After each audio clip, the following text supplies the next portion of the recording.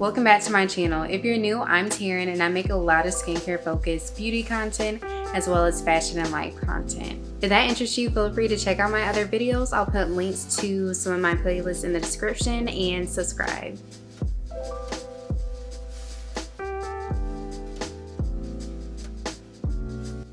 I posted quite a few videos about me using tretinoin and I've gotten a lot of questions on it. So that is the basis of this video.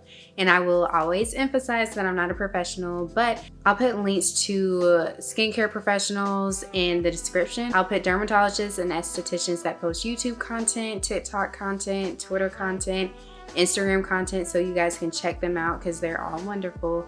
And I will say, if you want to use Twitter, I feel like it's one of the best methods to see what an esthetician or a dermatologist says. So for instance, if you wanted to search what Sean Garrett has to say about tretinoin on Twitter, you would just put @SeanGarrett and type in the keyword, which would be tretinoin. And I think if you go to desktop or if you just go into more settings, there's a lot more that you can do to search those topics with your favorite esthetician, your favorite dermatologist on the internet.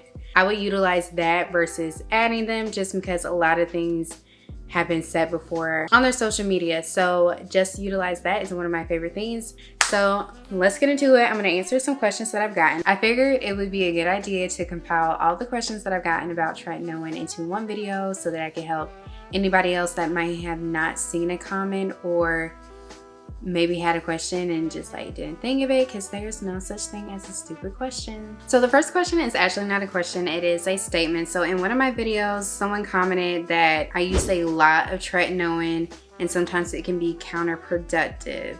In that video, I did actually use a good amount going back to watch it, but I really wanted to make sure that my areas were covered because I had a lot of hyperpigmentation underneath my chin and underneath my jawline. So I really wanted to make sure that that was covered and would be worked on. I would say it wasn't really counterproductive because I feel like my skin has improved so much. But yeah, my dermatologist definitely told me to use a pea-sized amount.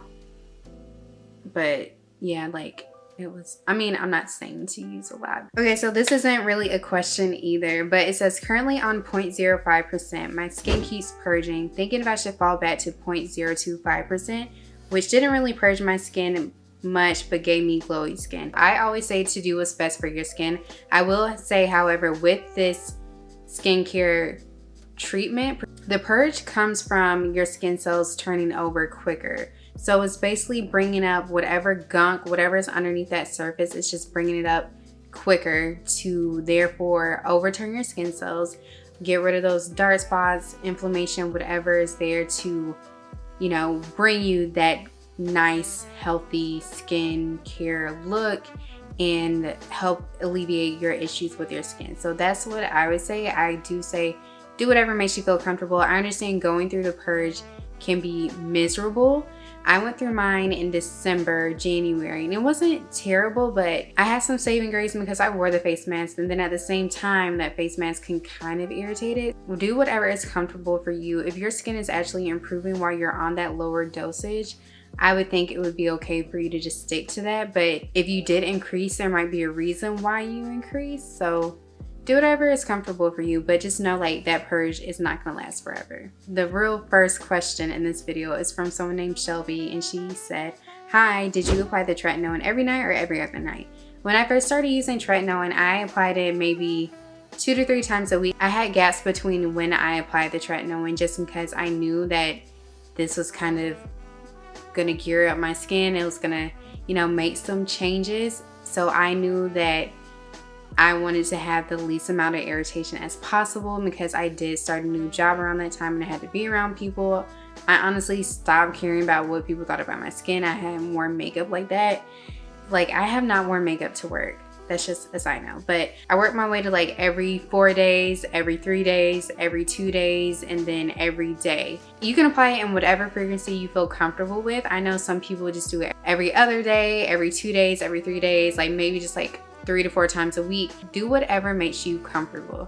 But me and my dermatologist did talk about working my way up to daily usage. So I use it nightly presently, and that is what I worked up to it. When I did go to a higher percentage, I did kind of start off with okay, so every 3 days, every 2 days. It didn't take me as long because I wasn't brand new to it, but I did take some gaps between when I applied and when I increased my dosage. Which do I use, 0.25 or 0.5? So I started off with 0.025, and then after my 3-month checkup, I got prescribed 0.05%. I actually have an appointment coming up on September 30th, so I'm excited to see what my changes will be. This isn't a question, but it's a statement. This person said, I started purging just after 1 use, so I'm very upset. The purging, like I mentioned earlier, the purging is necessary. It's gonna bring up all the stuff that is just within your skin and just push it out so you can find joy in your new skin. Purging can definitely be upsetting because it's like a breakout times 10. It's frustrating, it hurts, it's painful, can be embarrassing, you can feel self-conscious. So I definitely understand going through that. I would just say to push through it because it definitely gets better. A lot of times I don't think people realize that they purge with a lot of skincare products, and a lot of people would think, oh, my skin is breaking out, I have a reaction to it. That reaction might be necessary. If you have skincare products that are intended to turn over your skin cells, which basically means like they're supposed to help with breakouts, help lighten hyperpigmentation, that's gonna happen. Okay, so this is from Jalen, and I remember this person because I wanted them to wear sunscreen. Okay, this says, okay, I'm new here. I've been on it for maybe 2 months and I don't think I'm seeing any improvements yet, but this is keeping me hopeful because I can still tell the difference in your skin. It looks so good. My question is, are you able to tell the difference? Because I feel like I can't tell differences happening on my face, but other people can. Mine is a bit different. I have red scars everywhere. I've had them for 3 years, so I can never tell if things are changing. How long have you had your scars? Also, do you have scars that you feel like are too deep or old to get rid of? Since I've had mine for so long, I feel like some of mine will probably have a super hard time getting rid of, which makes me worried because I want them gone. The first part of this question is, are you able to tell the difference? Yes, it is very important for you to take pictures. You have to take pictures of your skin to feel the difference. The same way if you're trying to lose weight, if you're trying to gain weight, you take pictures to document that journey. You see your face every day, so it's hard to kind of pinpoint that your skin is becoming clearer, especially because you're very critical of yourself. You're probably the most critical person when it comes to you. And I feel like because I had so much hyperpigmentation under my chin, I don't necessarily see underneath my jawline all the time. So when I would like look up to see how it's going, I would be amazed because I was like, wow, like this is actually working. How long have you had your scars? A lot of my breakouts came at the latter part of last year. Like my skin was doing fine, and then all of a sudden it just got really bad all of a sudden. I don't know what it was. So I would say I've had scars that probably range from maybe like 4 or 5 years to up to, I guess it's almost been a year since I started, so like 1 year ago. Do I feel like I have scars that are too deep or too old to get rid of?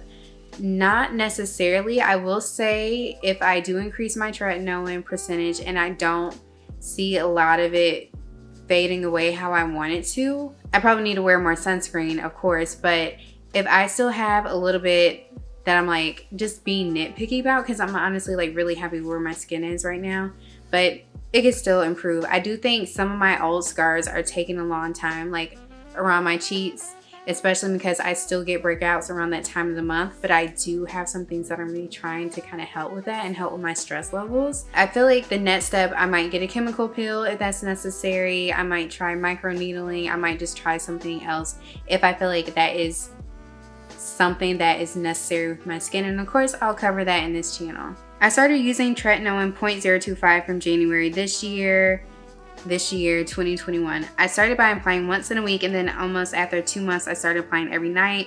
After using 5 months, I switched to a higher concentration of 0.05%, and I'm applying this every night. My skin has improved a little bit and some acne marks have reduced, which is a visible change.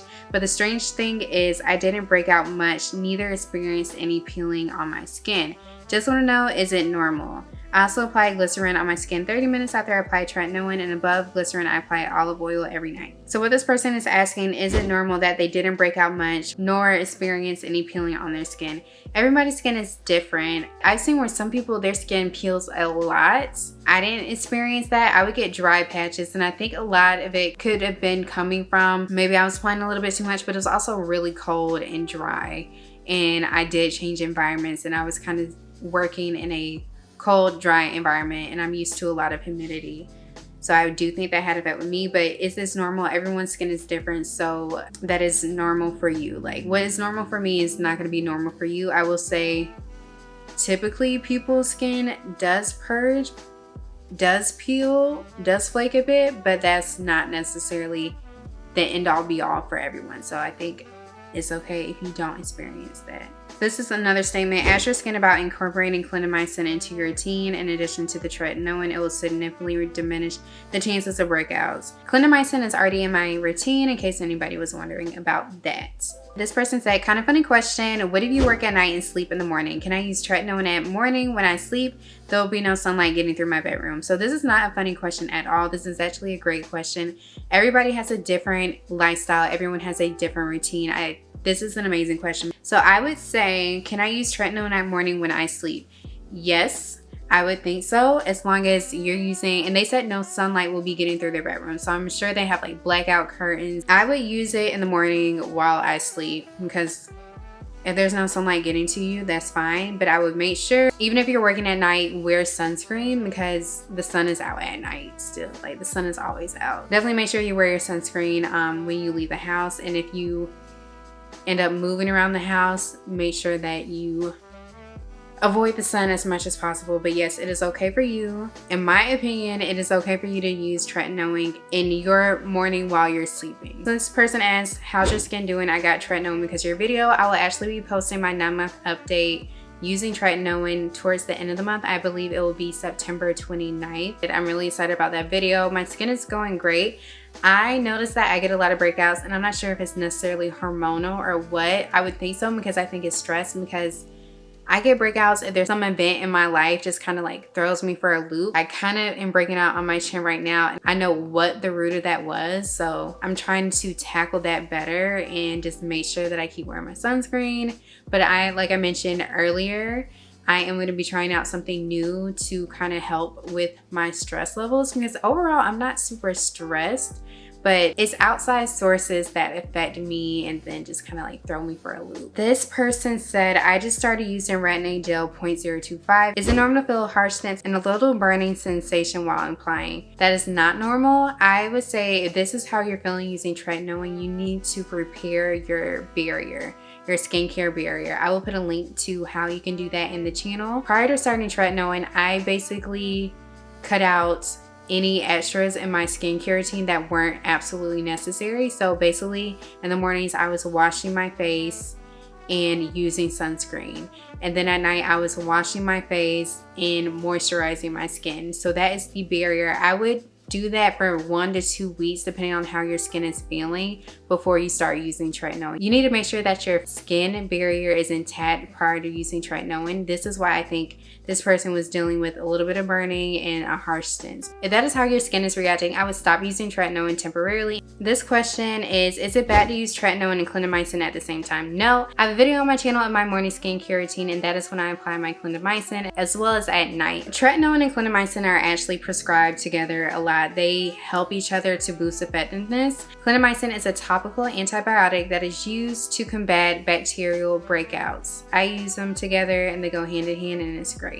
This question is, I've been watching your videos and your skin journey and it's improving a lot. How long have you been using tretinoin? Do you have any tips? I started using tretinoin in December of 2020. My major tip is just to make sure that your skin barrier is intact and to kind of prep yourself for the purge that may happen. My tip is to just prepare yourself for it. Read up on some blogs about it, watch some videos about it, and just prepare yourself. Whether that's preparing yourself mentally, buying the necessary products that will help you push through that. I actually just did a video last week on that, so I will link it in the description. Of course, make sure that your base is good. Like, just making sure that your base is good, taking care of it, nurturing it, preparing for this product that might temporarily wreck your life. This question is, have you thought about increasing the percentage? I used the 0.025% and did see a lot of improvement, but this time not so much. I went back and got and increased my percentage to 0.05% or 1%. I also added hydroquinone to lighten my scars. Good luck. Okay, so yes,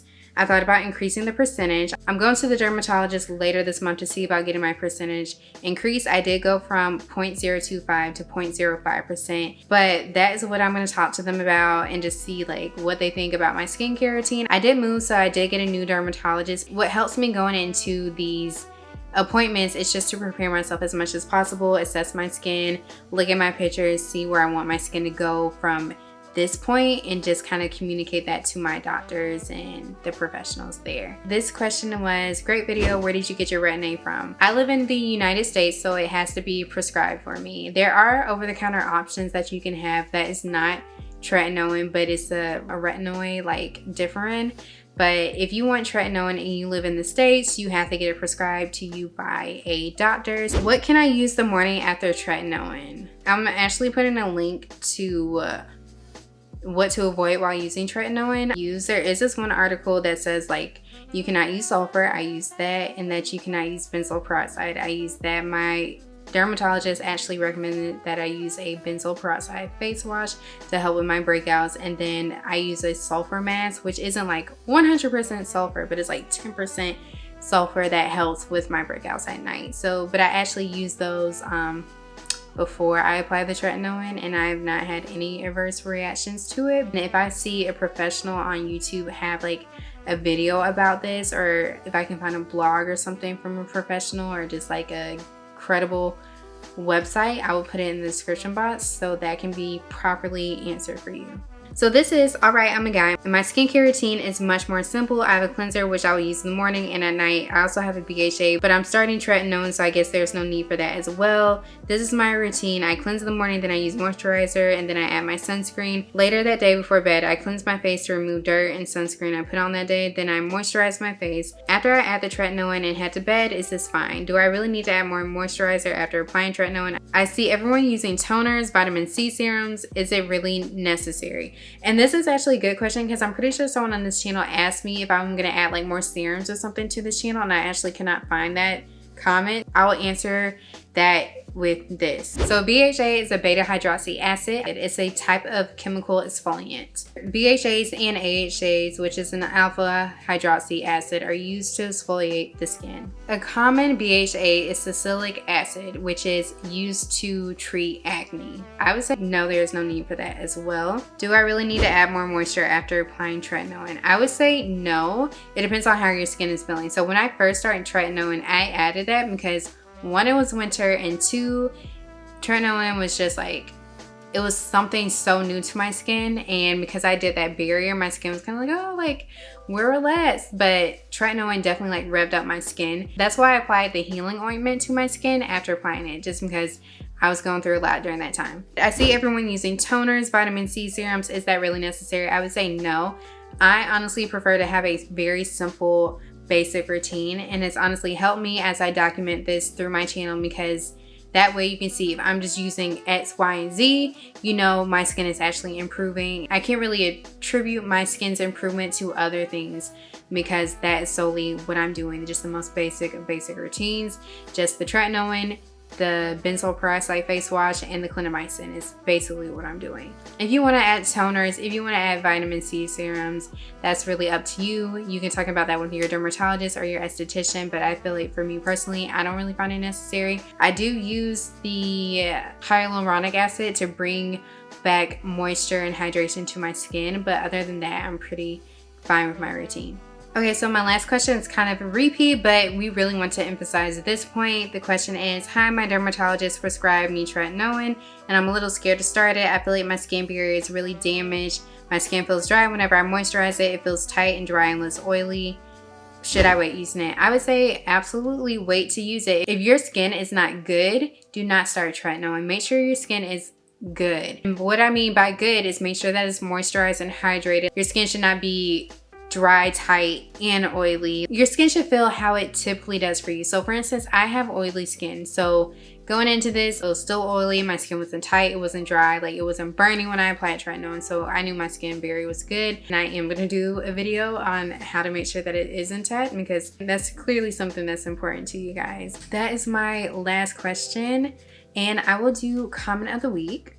Okay, so this comment is from that girl Brittany. It says, great video. I'm beginning my journey with tretinoin today. Wish me luck, and I have the same exact tube you have. Let's send out some good positive energy to Brittany. I hope tretinoin goes great for her. It's going great for me, and I can't wait to update all of you with how my skin is doing 9 months into this journey. Thank you so much, Brittany, for that comment, and as always, please make sure to like, share, subscribe, and comment for more videos. Thank you again.